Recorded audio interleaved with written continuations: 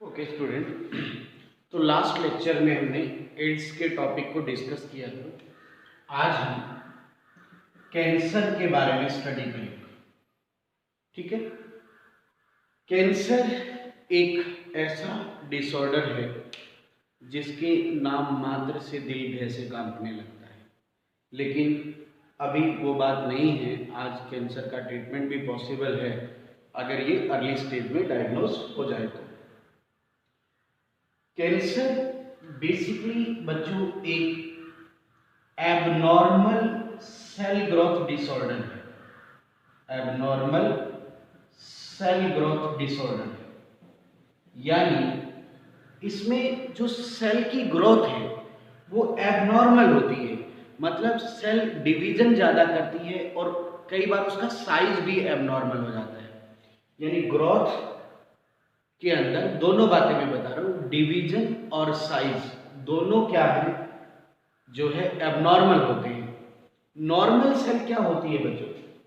अगर आप normal cell की बात करें तो नॉर्मल सेल का एक शेड्यूल होता है, एक लाइफ पैटर्न होता है कि नॉर्मल सेल पहले डिवीजन करती है, डिवीजन करने के बाद जब वो मैच्योर हो जाती है तो डिफरेंशिएशन करती है, डिफरेंशिएशन करने के बाद उसकी एजिंग के बाद डेथ होती है।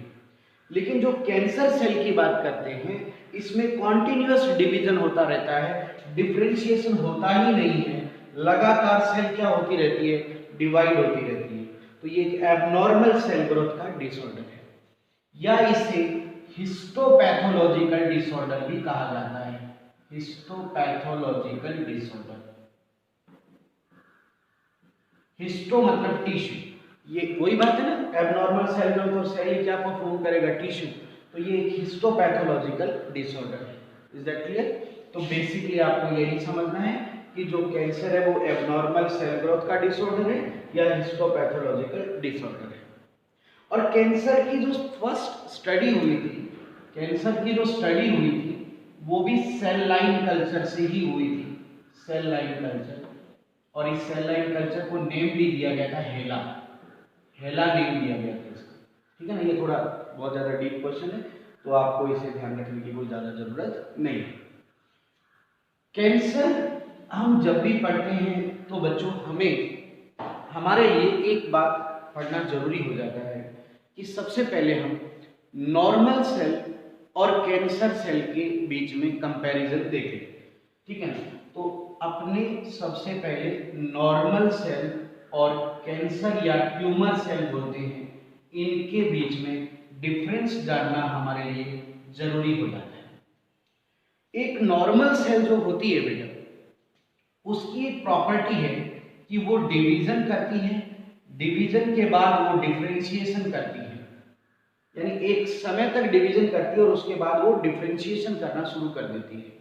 लेकिन वही कैंसर सेल की बात करें तो इसमें कॉन्टिन्यूअस डिवीजन ही होता है, यानी ये लगातार डिवीजन करती रहती है, इसमें डिफरेंशिएशन होता ही नहीं है, डिफरेंशिएशन स्टेज आती ही नहीं है।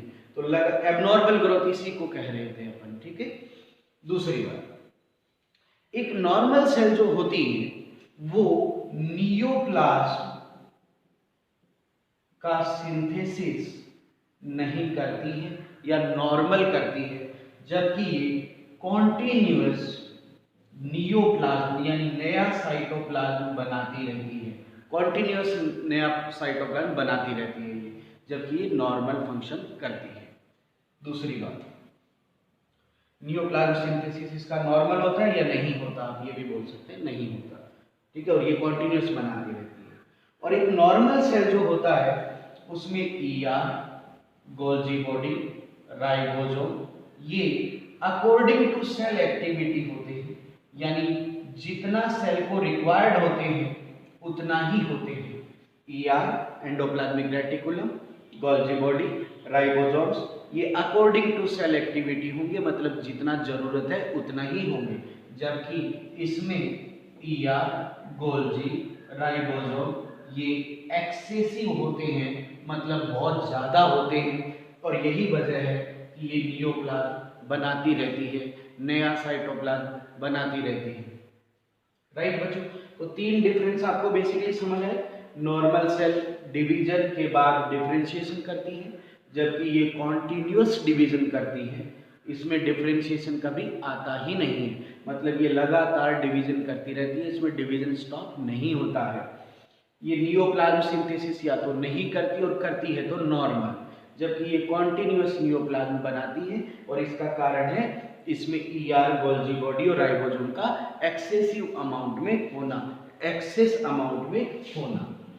इसके अलावा जो नॉर्मल सेल है बच्चों, उसके अंदर जो माइटोकॉन्ड्रिया है वो नॉर्मल होती है अकॉर्डिंग टू सेल, राइट, और जबकि कैंसर सेल में माइटोकॉन्ड्रिया पुअर डेवलप होती है या कम होती है, आप ये भी बोल सकते हो, कम भी बता सकते हो। तो जो कैंसर सेल है वो एनएरोबिक रेस्पिरेशन करती है, ये बहुत अच्छा क्वेश्चन है, एनारोबिक रेस्पिरेशन, जबकि नॉर्मल सेल एरोबिक रेस्पिरेशन करती है, ठीक है ना, ये भी ध्यान, एरोबिक मेटाबॉलिज्म करेगी नॉर्मल सेल, जबकि कैंसर सेल या ट्यूमर सेल एनारोबिक रेस्पिरेशन करेगी। कारण है कि इसके अंदर माइटोकॉन्ड्रिया पुअर डेवलप होती है। Is that clear? दूसरी बात कि अगर हम कैंसर सेल की बात करें तो कैंसर सेल में सेल जंक्शन प्रेजेंट होता है, इस कारण ये इन्वेड नहीं कर सकती, मतलब एक टिश्यू से दूसरे टिश्यू में नहीं जा सकती।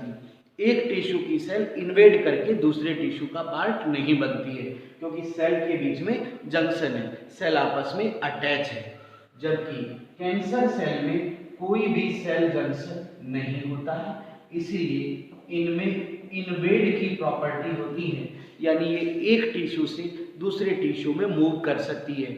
और यही कारण है कि एक जगह अगर ट्यूमर हो गया है तो वो पूरी बॉडी में फैलता है, इन्वेड के कारण ही ट्यूमर स्प्रेड होता है, ठीक है, और इसे मेटास्टेसिस इफेक्ट कहते हैं, मेटास्टेसिस इफेक्ट। और ये बहुत ही अच्छा क्वेश्चन है। मेटास्टेसिस क्या होता है कि ट्यूमर का या कैंसर सेल का इन्वेड होकर आगे से आगे टिश्यूज में फैलना ही मेटास्टेसिस कहलाता है, जो कि नॉर्मल सेल ऐसा नहीं करती है। नॉर्मल सेल ऐसा क्यों नहीं करती है? क्योंकि उनमें सेल जंक्शन प्रेजेंट होता है, वो इन्वेड नहीं कर सकती है। और मेटास्टेसिस बहुत इंपॉर्टेंट है। मेटास्टेसिस का मतलब होता है ट्यूमर का स्प्रेड होना, आगे से आगे स्प्रेड होना, फैलना उसका आगे से आगे। इसके अलावा बच्चों की जो नॉर्मल सेल होती है उसमें कॉन्टैक्ट इनहिबिशन की प्रॉपर्टी होती है, कॉन्टैक्ट इनहिबिशन की प्रॉपर्टी होती है, जबकि इसमें ये प्रॉपर्टी नहीं होती। अब बच्चों ये क्या चीज है इसको समझिए, ये एनसीईआरटी में भी लिखा हुआ है, आपके ध्यान रखना। तो ये कॉन्टैक्ट इनहिबिशन क्या चीज होता है कि एक नॉर्मल सेल जब भी किसी दूसरी सेल की संपर्क में आती है, कांटेक्ट में आती है, एक नॉर्मल सेल जब किसी अदर सेल के कांटेक्ट में आती है तो वो उसको एबनॉर्मल ग्रोथ के लिए इनहिबिट करती है। यानी एक नॉर्मल सेल जब किसी दूसरी सेल के कांटेक्ट में आएगी तो इसे एबनॉर्मल ग्रोथ करने के लिए रोकेगी, इसकी एबनॉर्मल ग्रोथ क्या करेगी? इनहिबिट करेगी। जबकि ट्यूमर सेल ऐसा नहीं करती है, वो जब किसी एक नॉर्मल सेल के संपर्क में आती है तो फिर वो उसमें एबनॉर्मल ग्रोथ पैदा कर देती है, यानी इसमें कॉन्टैक्ट इनहिबिशन नहीं होता। यानी ये किसी दूसरी सेल को इनहिबिट नहीं करती है, ये तो उसमें क्या करती है? एबनॉर्मल ग्रोथ करवाती है, अपने जैसा ही बना लेती है, उसे अपने रंग में रंग लेती है। बताओ समझ आया? जबकि ये किसी दूसरी सेल को एबनॉर्मल ग्रोथ करने से रोकती है। बात क्लियर हुआ? तो ये कुछ नॉर्मल सेल और कैंसर सेल की प्रॉपर्टीज है, और ये आपको बहुत इंपॉर्टेंट है, और ध्यान से इसको आपको लर्न करना है। Is that clear? अब बच्चों अगर हम कैंसर की बात करें तो कैंसर के लिए हम एक वर्ड यूज करते हैं ट्यूमर। लेकिन बच्चों हर ट्यूमर कैंसर नहीं होता है, ठीक है, हर ट्यूमर में कैंसर सेल की प्रॉपर्टी नहीं होती है। ट्यूमर जो होता है बच्चों वो बेसिकली दो तरह का होता है, एक होता है बिनाइन ट्यूमर और एक होता है मैलिग्नेंट ट्यूमर। एक बिनाइन ट्यूमर और एक मैलिग्नेंट ट्यूमर। बिनाइन ट्यूमर जो होता है वो लाइक नॉर्मल सेल, उसमें नॉर्मल सेल की प्रॉपर्टी होती है, नॉर्मल सेल जैसा बिहेव करता है, ये मेटास्टेसिस नहीं करता है, आगे से आगे नहीं फैलता है, नो मेटास्टेसिस, इसमें मेटास्टेसिस नहीं होता है, ये नॉर्मल सेल जैसी फिजियोलॉजी करता है और नो हार्मफुल, ये हार्मफुल भी नहीं होता है, यानी इससे डरने की जरूरत नहीं है। ठीक है, क्योंकि ये बिनाइन ट्यूमर जो होता है वो नॉर्मल सेल की तरह ही होता है, ये ज़्यादा हार्मफुल नहीं है और ये मेटास्टेसिस भी नहीं करता, मतलब आगे से आगे फैलता भी नहीं है। जबकि मैलिग्नेंट ट्यूमर की हम बात करें तो मैलिग्नेंट ट्यूमर में कैंसर सेल की प्रॉपर्टी होती है और ये मेटास्टेसिस भी करेगा, मेटास्टेसिस भी करेगा और हार्मफुल भी होगा। ये कैंसर है बच्चों, हार्मफुल इफेक्ट भी देगा ये। तो वास्तव में जो कैंसर है वो कौन है? मैलिग्नेंट ट्यूमर है, बिनाइन ट्यूमर कैंसर नहीं है। कैंसर सेल की प्रॉपर्टी किसमें है? मैलिग्नेंट ट्यूमर में है। मेटास्टेसिस कौन करता है? मैलिग्नेंट ट्यूमर करता है। हार्मफुल कौन है? मैलिग्नेंट ट्यूमर है। बिनाइन ट्यूमर हार्मफुल नहीं है। Is that clear? तो ये थोड़ा ट्यूमर के बारे में भी आपको ध्यान में रखना है। अब देखो बेटा, जब आप स्टडी करते हैं तो कुछ टर्मिनोलॉजी भी आती है, जैसे कि ल्यूकीमिया, लिम्फोसार्कोमा, ओस्टियोसार्कोमा। ठीक है, मैं एक बार टर्म लिख देता हूं, कार्सिनोमा, सार्कोमा, एडिनोमा, लिपोमा। तो इस तरह की टर्म्स आती है जब हम कुछ क्वेश्चन देखते हैं। तो इन टर्म का क्या मतलब है? देखो, ल्यूकीमिया ब्लड कैंसर है बच्चों, ये ब्लड कैंसर के लिए होता है, इसमें ल्यूकोसाइट्स एबनॉर्मल हो जाती है। लिम्फोसार्कोमा, लिम्फ हमारी बॉडी का फ्लूइड है, उसके अंदर जो ट्यूमर के कैरेक्टर आ जाते हैं तो उसको लिम्फोसार्कोमा कहते हैं।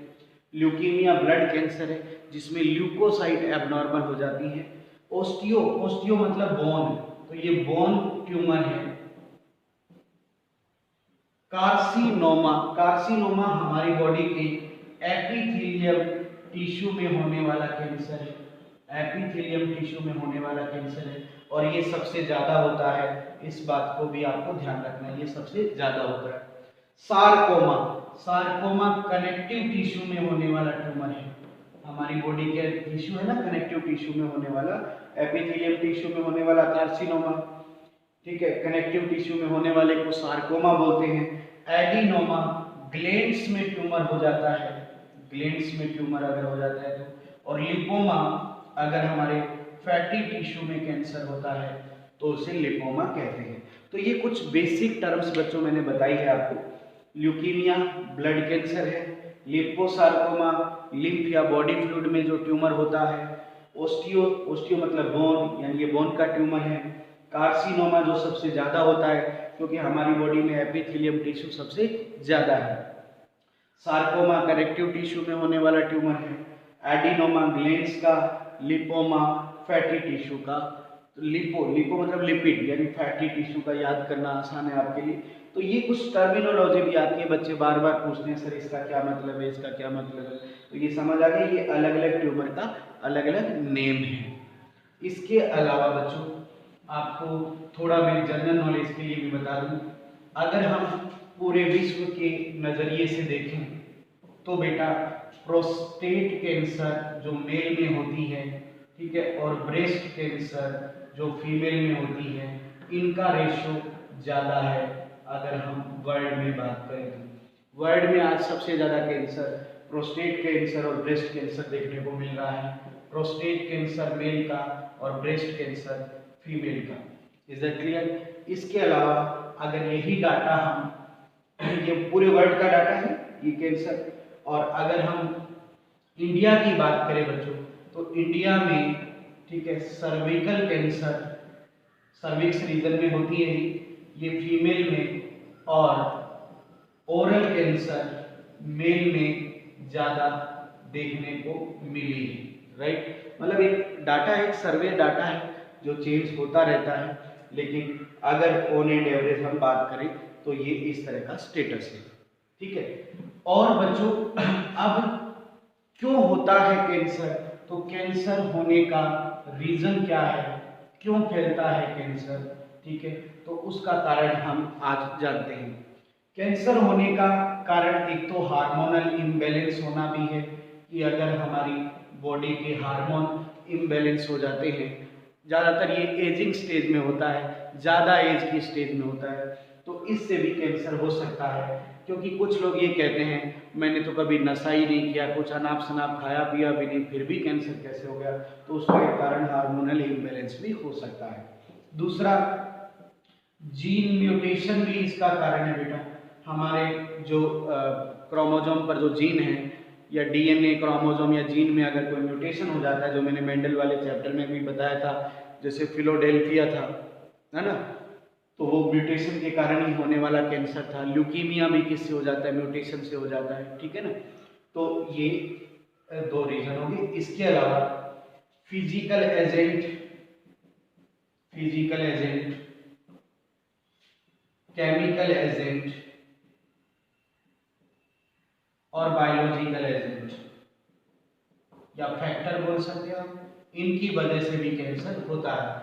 फिजिकल एजेंट जो म्यूटाजन है, like X-ray, like UV ray, ठीक है, like alpha beta gamma ray, ठीक है, सो कॉस्मिक रे, यानी जो रेडिएशन है like x radiation, UV radiation, alpha beta gamma radiation, यानी जो म्यूटेशन कॉज करती है ये, यानी इनको म्यूटाजन बोलते हैं, ये क्या कॉज करती है, म्यूटेशन।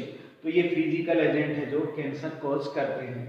केमिकल एजेंट में भी आप बात कर सकते हैं, निकोटीन की बात कर सकते हैं, ड्रग्स की बात कर सकते हैं, अल्कोहल की बात कर सकते हैं, है ना।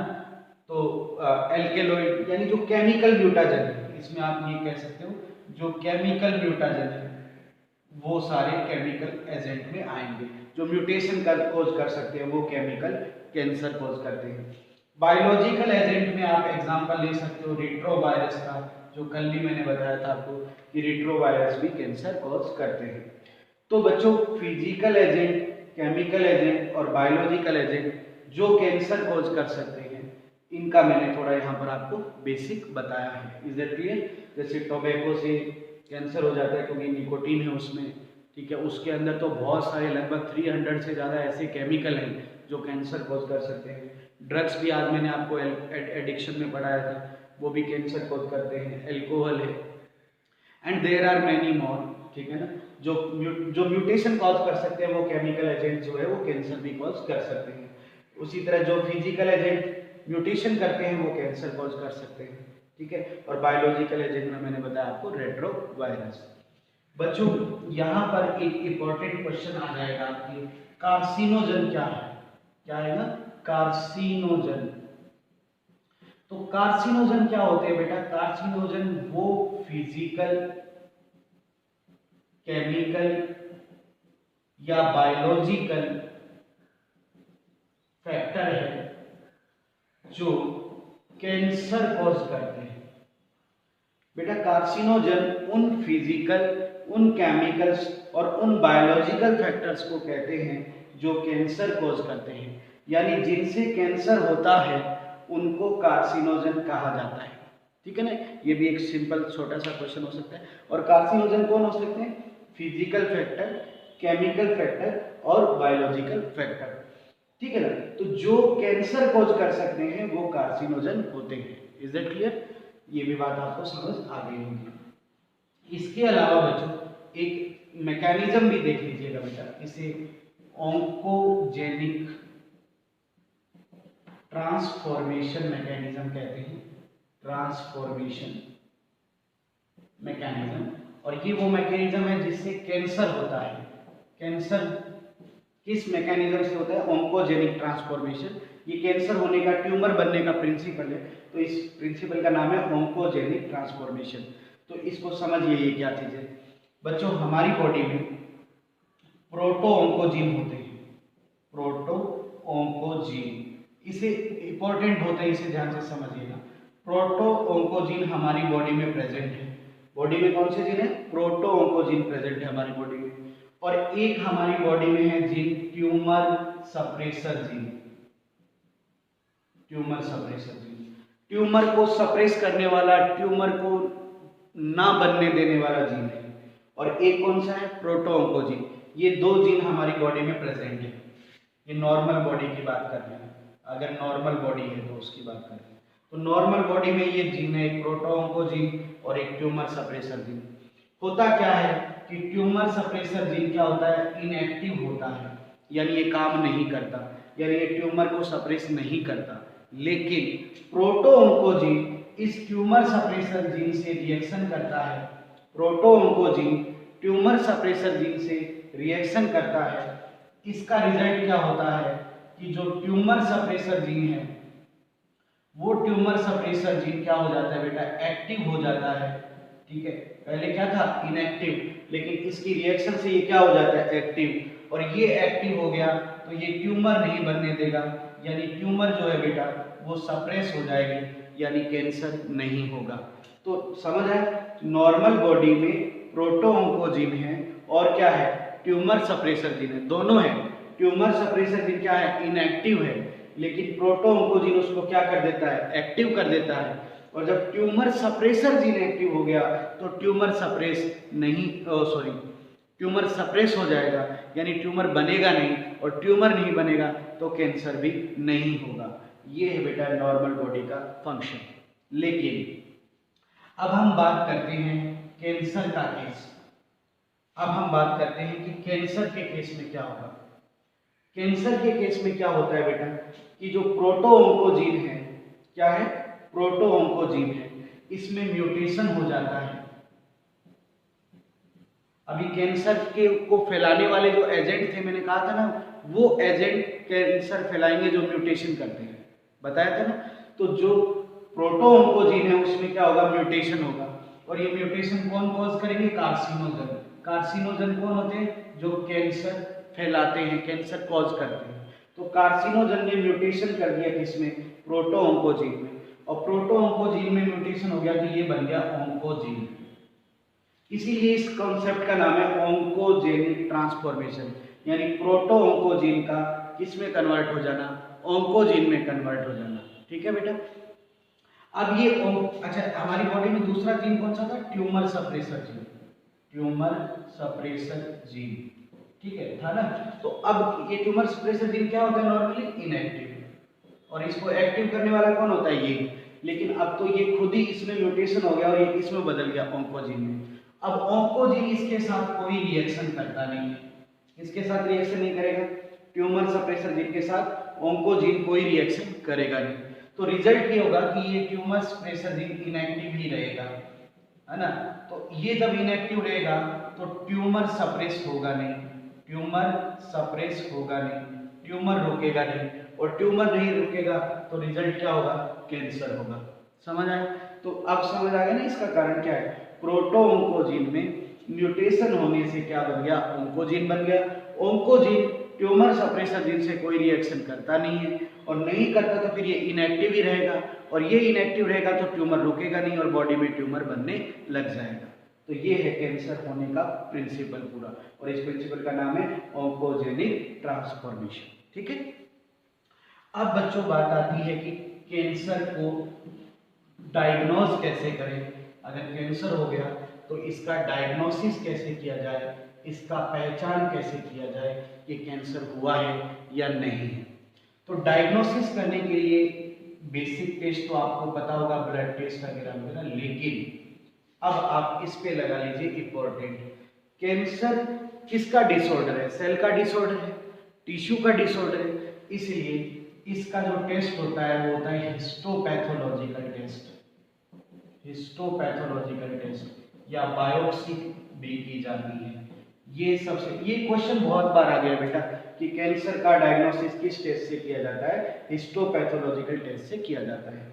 ये क्या होता है बेटा कि जैसे कोई ट्यूमर है ना, ट्यूमर क्या है? टिश्यू तो है, हिस्टो मतलब टिश्यू, तो उस ट्यूमर को सर्जरी से निकाल के और फिर उसकी स्टडी की जाती है, ये बायोप्सी। ठीक है।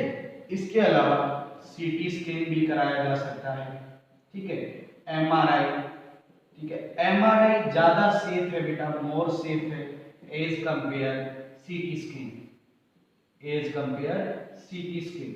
अब इसके ऊपर भी क्वेश्चन पूछा जाता है कि सबसे ज्यादा सेफेस्ट कौन सा मेथड है, तो MRI is the safest method. तो ये एक और आपका अच्छा क्वेश्चन हो गया, ठीक है ना। सबसे ज्यादा टेस्ट कौन सा होता है, तो हिस्टोपैथोलॉजिकल टेस्ट। सबसे ज्यादा सेफ कौन सा है, तो एमआरआई, ठीक है ना। तो blood test, histopathological test, CT scan, MRI. So ये डायग्नोसिस जो है करने का तरीका है किसको, कैंसर को, ठीक है ना। समझ आ गया। एक कई बार क्वेश्चन आया तो मैं बता देता हूँ। एक टेस्ट होता है पैप टेस्ट, ये सर्विकल कैंसर के लिए होता है। इससे सर्विकल कैंसर का पता लगाया जाता है। सॉरी, सर्विक्स के अंदर जो कैंसर है, सर्विक्स कैंसर जो है, ठीक है ना, उसका सर्विक्स कैंसर जो है उसका पता लगाया जाता है पेप टेस्ट, ठीक है ना। तो ये कुछ बेसिक जो है आपका डायग्नोसिस के मेथड। इसमें ये दोनों क्वेश्चन अच्छे हैं, ये दोनों ध्यान रखिएगा।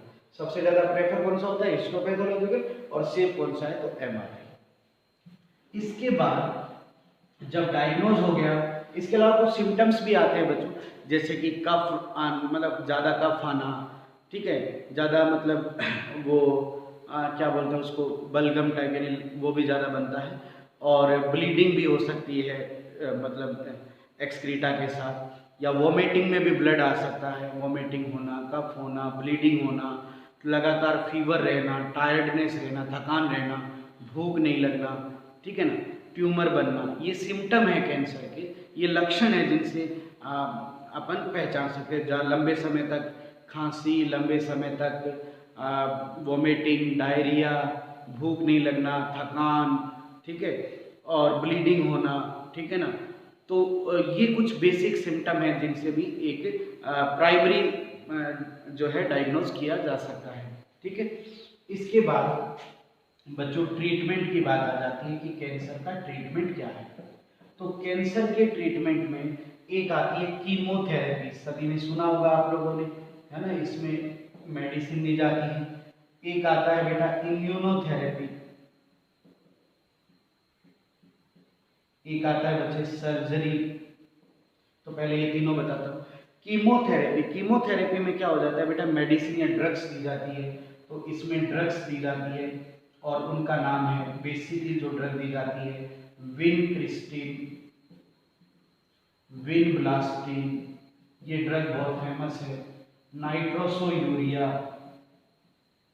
तो ये ड्रग दी जाती है कीमोथेरेपी के अंदर, और ये ड्रग इतनी ज़्यादा टॉक्सिक है, ये इतनी ज़्यादा हैवी डोज होती है इनकी, कि इन ड्रग से कई बार साइड इफेक्ट भी आ जाते हैं बेटा, क्योंकि ये बहुत ज़्यादा टॉक्सिक होती है, बहुत ज़्यादा पॉइजनस होती है। तो इनसे साइड इफेक्ट भी आ जाते हैं, जैसे हेयर फॉल, बाल गिर जाते हैं, स्किन कलर डल हो जाता है, स्किन का कलर डल हो जाएगा, ठीक है ना, और वीकनेस आ जाएगी बॉडी में वीकनेस आ जाएगी, ठीक है। मतलब हेयर फॉल, स्किन कलर डल होना, वीकनेस होना, इस तरह के सिम्टम आ जाते हैं। ये ड्रग इतना ज़्यादा टॉक्सिक इफेक्ट डालती है, बहुत हैवी होती है बेटा। अगर कोई पर्सन कमज़ोर है या किसी की ज़्यादा एज है तो डॉक्टर कीमोथेरेपी को सजेस्ट ही नहीं करता, वो कहता है ये तो ये ड्रग से वैसे मर जाएगा, ठीक है ना। इसलिए ये समझ आ गया ना, कीमोथेरेपी ये ड्रग्स है, कुछ कॉमन ड्रग है, विनक्रिस्टिन, विनब्लास्टिन, नाइट्रोसोयूरिया। तो ये ड्रग और इनके साइड इफेक्ट भी आ जाते हैं, राइट। इसके बाद आता है बच्चों इम्यूनोथेरेपी। इम्यूनोथेरेपी में क्या दिया जाता है बेटा, या तो इंटरफेरोन दिया जाता है, ठीक है, या फिर एंटी ट्यूमर एंटीबॉडी दी जाती है बेटा, एंटी ट्यूमर एंटीबॉडी दी जाती है पेशेंट को। क्या दिया जाता है, या तो इंटरफेरोन, इंटरफेरोन तो वायरस के अगेंस्ट काम करेगा। अगर मान लो कोई रेट्रोवायरस से कैंसर हुआ है, वायरल इन्फेक्शन से हुआ है, तो इंटरफेरोन काम आएगा। और इसके अलावा ये इंटरफेरोन ग्रोथ फैक्टर का भी रोल प्ले करेगा, ग्रोथ फैक्टर का भी रोल प्ले करेगा, और अपॉर्चुनिस्टिक इन्फेक्शन से भी बचाएगा।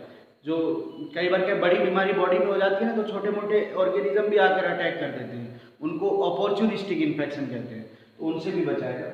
एंटी ट्यूमर एंटीबॉडी लेते हैं, ट्यूमर के अगेंस्ट एंटीबॉडी भी हम लेते हैं। ये एंटीबॉडी क्या करती है, हमारी जो नेचुरल किलर सेल है उसको एक्टिव करती है। ये किसको एक्टिव करती है, NK सेल को, नेचुरल किलर सेल को, और फिर ये नेचुरल किलर सेल जो है वो ट्यूमर को डैमेज करता है, ट्यूमर को डैमेज करता है। तो ये इम्यूनोथेरेपी है बच्चे, जिसमें दो चीजें ली जाती है, एंटी ट्यूमर एंटीबॉडी और इंटरफेरोन। या फिर बच्चों क्या है, सर्जरी है, सर्जरी का रिमूवल करते हैं हम ट्यूमर का, ट्यूमर का रिमूवल कर दिया जाता है, ठीक है, बाय सर्जरी। तो इसके लिए लेजर भी यूज किया जाता है, लेजर टेक्निक भी आ गई ना आजकल, लेजर टेक्निक भी यूज की जाती है, इसके लिए टेक्निक यूज की जाती है, ठीक है ना। हाई रेडिएशन की रेडिएशन डाली जाती है उसमें, तो ये आपका सर्जरी हो गया, राइट। तो कीमोथेरेपी बताया मैंने, इम्यूनोथेरेपी बताया मैंने, और सर्जरी बताया। इसके अलावा जो अच्छा क्वेश्चन है उस पर मैं अब आता हूँ, रेडियोथेरेपी भी है। अब रेडियोथेरेपी में क्या किया जाता है बेटा, एक्सरे ट्यूमर पे डाला जाता है।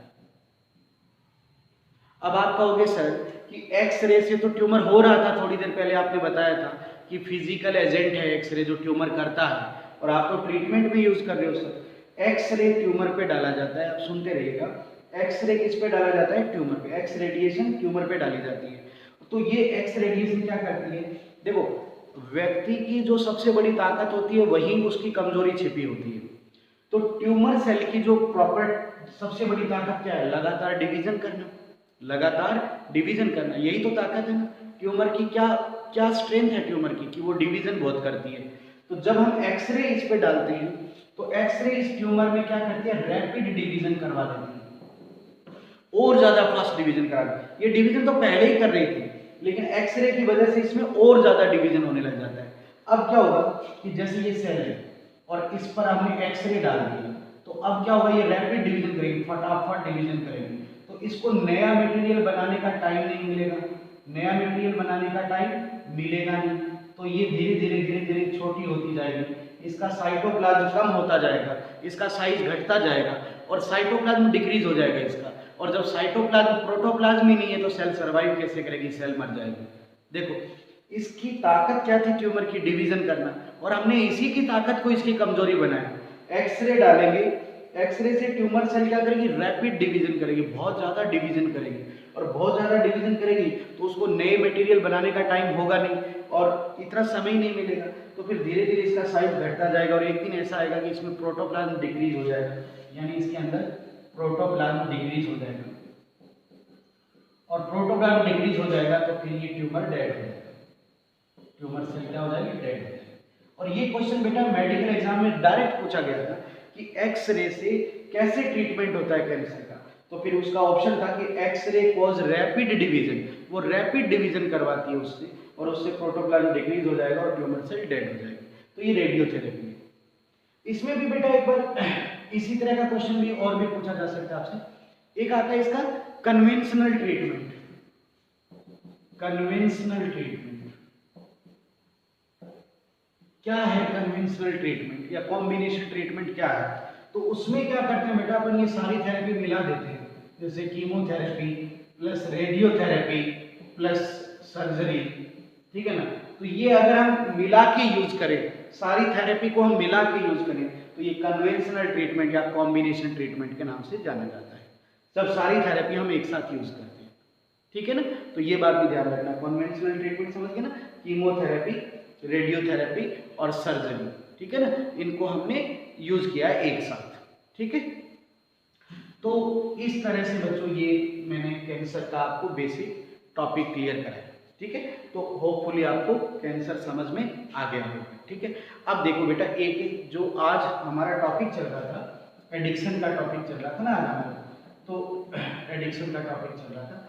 तो एडिक्शन में मैंने आज आपको ड्रग एडिक्शन करवा दिया, टोबैको एडिक्शन भी करा दिया था, दोनों करा दिए थे, ठीक है। अब हम आज एल्कोहल एडिक्शन भी पढ़ेंगे। क्या पढ़ेंगे आज हम, एल्कोहल का एडिक्शन, एल्कोहल का एडिक्शन भी पढ़ लेते हैं। तो आज इस चैप्टर को पूरा ही कर लेते हैं। सुबह मैंने आपको ड्रग और वो क्या नाम टोबैको वाला करा दिया था, आज अपन एल्कोहल वाला देख लेते हैं। एल्कोहल एडिक्शन में जो मेन बात है वो आपको क्या ध्यान रखनी है, वो देखो कि जब एल्कोहल हम बॉडी में अपटेक करते हैं तो ये क्या होता है बेटा, ये एल्कोहल यहाँ से गया स्टमक में, डाइजेस्टिव सिस्टम में, स्टमक में गया एल्कोहल, कहाँ गया, स्टमक में। स्टमक से क्या होता है बेटा, ये अल्कोहल ब्लड के थ्रू लीवर में चला जाता है। ब्लड से कहाँ चला गया, लीवर में। अल्कोहल हमने लिया, वो स्टमक में आया, स्टमक से वो ब्लड के थ्रू लीवर में चला गया। लीवर में जाकर क्या होता है कि जो अल्कोहल है वो कन्वर्ट हो जाता है एसीटेल्डिहाइड में। एसीटेल्डिहाइड, दोबारा सुन लो, अल्कोहल स्टमक में गया, स्टमक से वो ब्लड के थ्रू लीवर में गया, लीवर में जाकर ये अल्कोहल कन्वर्ट हो गया एसीटेल्डिहाइड में। और एसीटेल्डिहाइड क्या होता है बेटा, टॉक्सिक होता है। क्या होता है, टॉक्सिक, ठीक है ना। और ये टॉक्सिक किसके लिए रहेगा कि एसीटेल्डिहाइड जाकर लीवर के जो एंजाइम्स है, लीवर के अंदर हिपैटिक सेल के जो एंजाइम है उनको इनएक्टिव कर देगा। लीवर की सेल को क्या कहा जाता है, हिपैटिक सेल। तो इससे हिपैटिक सेल के जो एंजाइम है वो क्या हो जाएंगे, डीनेचर हो जाएंगे, ठीक है ना। और इससे क्या हो जाएगा बेटा कि लीवर जो कि सेल है, हिपैटिक सेल है, उसमें मेटाबॉलिज्म नहीं होगा। लीवर की हिपैटिक सेल का मेन काम है फैट को डिग्रेड करना, लेकिन अब वो एंजाइम काम नहीं कर रहे हैं, तो फिर यहाँ पर क्या हो जाएगा बेटा, फैट डिपॉजिट हो जाएगा। क्या हो जाएगा, फैट डिपॉजिट हो जाएगा। तो इसी कारण इसको फैटी लीवर कहते हैं, यानी लीवर क्या कैसा हो जाएगा, फैटी लीवर हो जाएगा। दूसरी बात, एक तो ये चीज, दूसरी बात कि जो हिपैटिक सेल है वो डेड हो जाएगी, हिपैटिक सेल श्रिंक हो जाएगी, यानी वो डेड हो जाएगी। इसे लीवर सिरहोसिस कहते हैं, लीवर सिरहोसिस कहते हैं। तो समझ आया ना बेटा। अब ये बात मैंने लीवर ही लीवर पर क्यों बोली है, क्योंकि एक ही क्वेश्चन आता है बेटा, अल्कोहल का जो बहुत बड़ा डेंजरस इफेक्ट होता है वो लीवर पर ही होता है। नहीं, ऐसा नहीं कहता मैं कि अकेला लीवर पर है, मतलब मेनली जो डेंजरस इफेक्ट है वो लीवर पर ही होता है। दोबारा समझ लो बेटा, अल्कोहल स्टमक में गया, स्टमक से वो ब्लड के थ्रू लीवर में गया, लीवर में जाकर ये अल्कोहल किस में बदल गया था, एसीटेल्डिहाइड में बदल गया था। और एसीटेल्डिहाइड आप जानते हैं कि एक टॉक्सिक सब्सटेंस है। तो ये जो एसीटेल्डिहाइड है वो लीवर की सेल के जो एंजाइम है उनको क्या कर देता है, डीनेचर कर देता है। तो जब अब लीवर की सेल के एंजाइम ही डीनेचर हो गए तो लीवर का मेन काम मेटाबॉलिज्म है, अब वो मेटाबॉलिज्म नहीं कर पाएगा तो वहां पर फैट डिपॉजिट हो जाएगा, यानी वो फैटी लीवर बन जाएगा। दूसरी बात कि जो हिपैटिक सेल थी उसके अंदर अब एंजाइम तो डीनेचर हो गए, तो फिर वो हिपैटिक सेल क्या हो जाएगी, डेड हो जाएगी, और इसे लीवर सिरोसिस कहते हैं। लीवर श्रिंक हो जाएगा बेटा, लीवर क्या हो जाएगा, श्रिंक हो जाएगा। तो अल्कोहल का मेन इफेक्ट जो पड़ता है वो बेटा लीवर पर ही पड़ता है, ठीक है। लेकिन ऐसा नहीं है कि अकेला लीवर ही इससे अफेक्ट होता है। तो अल्कोहल का एडिक्शन अगर किया जाएगा तो क्या क्या चीज होगा बेटा, देखो अल्कोहल एडिक्शन से एक तो लीवर जो होगा वो फैटी हो जाएगा, और लीवर सिरोसिस या लीवर श्रिंक हो जाएगा, आप ये समझिएगा, सिरोसिस। दूसरी बात, ऐसा नहीं है, इसमें किडनी भी अफेक्ट होती है, किडनी डिसऑर्डर हो जाते हैं, कार्डियक डिसऑर्डर आते हैं इससे, cardiac disorder, blood pressure hypertension का भी शिकार हो जाएगा पेशेंट, हाइपरटेंशन भी हो जाएगी, ठीक है ना। और अल्कोहल सीएनएस को भी स्लो डाउन करता है बेटा, सीएनएस भी इससे क्या हो जाता है, स्लो डाउन हो जाता है, यानी ब्रेन काम करना कम कर देता है। और मैं तो वो 11th में भी पढ़ाया था आपको कि अल्कोहल से सबसे ज्यादा ब्रेन का कौन सा पार्ट प्रभावित होता है, सेरिबेलम, और ये सेरिबेलम को भी इफेक्ट करता है, बताया था ना मैंने, सेरिबेलम को इफेक्ट करता है। और सेरिबेलम क्या करता है, हमारी बॉडी पोस्चर को कंट्रोल करता है, हमारी बॉडी की मसल्स का जो पोस्चर है या मसल का जो स्ट्रेंथ है उसको कंट्रोल करता है। तो क्या होता है कि जब अल्कोहल लेंगे तो सीएनएस क्या हो जाएगा, स्लो हो जाएगा, यानी सेरिबेलम काम कम करेगा, इसलिए अल्कोहल लेने के बाद आदमी लड़खड़ाता है। समझ आ गया बात, स्लर्ड स्पीच हो जाती है, स्किन का कलर डल हो जाएगा, और ट्यूमर भी कॉज करता है, अल्कोहल से ट्यूमर भी होगा बेटा, ट्यूमर कॉज भी करता है, ठीक। तो ये इसके इफेक्ट है बेटा अल्कोहल के, कि अल्कोहल लेने से क्या क्या हो सकता है, ठीक है। तो ये एक अल्कोहल एडिक्शन भी मैंने आपको करा दिया है, बात समझ आ गई एकदम अच्छे से। बेसिक टॉपिक, आप एक बार एनसीईआरटी रीड करोगे तो समझ आ जाएगा। एक ये लीवर वाला प्रिंसिपल है वो मैंने आपको करा दिया है, ठीक है। अब बेटा इसका एक बेसिक सा टॉपिक और आपने देखते हैं, WHO ने ये बोला है कि WHO के अकॉर्डिंग जो एडिक्शन की बात अपन कर रहे हैं, एडिक्शन लगभग 12 से 16 साल की एज में ज्यादा हो रहा है, यूथ में ज्यादा हो रहा है, और इसे इन्होंने एडोलसेंस स्टेज कहा है, एडोलसेंस स्टेज कहा है। तो ये भी क्वेश्चन आता है कि WHO के अकॉर्डिंग एडोलसेंस स्टेज क्या है, क्या एज है, 12 से 16 साल की एज है, और इसमें एडिक्शन ज़्यादा होता है। अब एडिक्शन के क्या कारण है, ये पहले ये WHO की सर्वे समझती ना कि एडोलसेंस में ही ये ज़्यादा हो रहा है। एडोलसेंस एज क्या दी है, 12 से 16 साल की एज दी गई है, और एडिक्शन ज़्यादातर किस में हो रहा है, एडोलसेंस में हो रहा है, किशोरावस्था में हो रहा है, यूथ में हो रहा है। और वैसे भी एक साइकोलॉजी में एक साइकेट्रिस्ट है, उन्होंने भी कहा था कि किशोरावस्था तूफान और संघर्ष का काल है, तूफान और संघर्ष का काल है।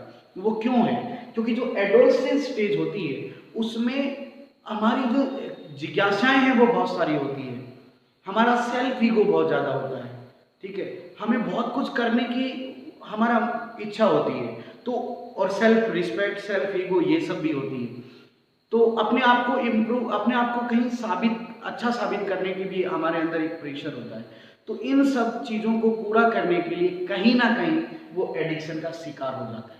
इसलिए कहते हैं किशोरावस्था तूफान और संघर्ष का काल है। जो इस स्टेज में बच गया वो बच गया, समझ गए नहीं भाई। तो एडोलसेंस स्टेज बहुत क्रिटिकल स्टेज है, और ये 12 से 16 साल का एज, ये टाइम पीरियड भी आपको ध्यान रखना है जो WHO के अकॉर्डिंग है। और एडिक्शन क्यों होता है, अब सिंपल क्वेश्चन है कि अगर मैं आपसे पूछूं कि व्हाई एडिक्शन, एडिक्शन क्यों है, क्यों एडिक्शन किया जाता है, क्यों ड्रग, टोबैको, एल्कोहल एडिक्शन हो रहा है, तो उसके कई कारण हैं। उसके कई कारण में देखो, नंबर 1 पेरेंट, हाँ मैं मेरा भी बता दूं, पेरेंट टीचर का प्रेशर। कई बार ये भी होता है आजकल माँ बाप चाहते हैं बच्चों से बहुत ज़्यादा उम्मीद लगा बैठते हैं, उनकी जो क्षमता है, उनकी जो एबिलिटी है, उससे कहीं ज़्यादा वो उनसे उम्मीद लगाए बैठे। सेम लाइक टीचर, अच्छा रिजल्ट दो, ये करो, वो करो, समझ नहीं बात। तो कई बार इनका प्रेशर, इसके लिए बच्चा कई बार स्टिमुलेटर ड्रग भी लेता है, मतलब कई तरह की हो सकता है, सीडेटिव ड्रग भी लेनी पड़े, स्लीपिंग पिल्स भी लेनी पड़े, मेंटल इलनेस को दूर करने के लिए।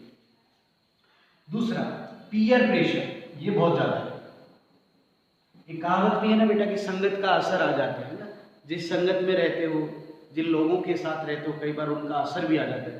पीयर प्रेशर, कई बार हमारे साथी प्रेशर देते हैं। जैसे कि सपोज करो कि बच्चों का ग्रुप है, उनमें से एक ग्रुप के 1-2 लड़के एडिक्शन में हैं, मतलब ड्रग वगैरह वगैरह लेते होंगे, तो वो अपने साथ वाले लोगों को कहते तुम तो कमज़ोर हो, तुम्हारे बस की बात नहीं है, तुमसे ये नहीं हो पाएगा। तो वो ऐसा प्रेशर क्रिएट करते हैं कि फिर वो जो एडिक्शन में नहीं है उसको लगता है यार मैं भी करके देख लूँगा, मैं कम थोड़ी हूँ। तो ये पीयर प्रेशर भी है।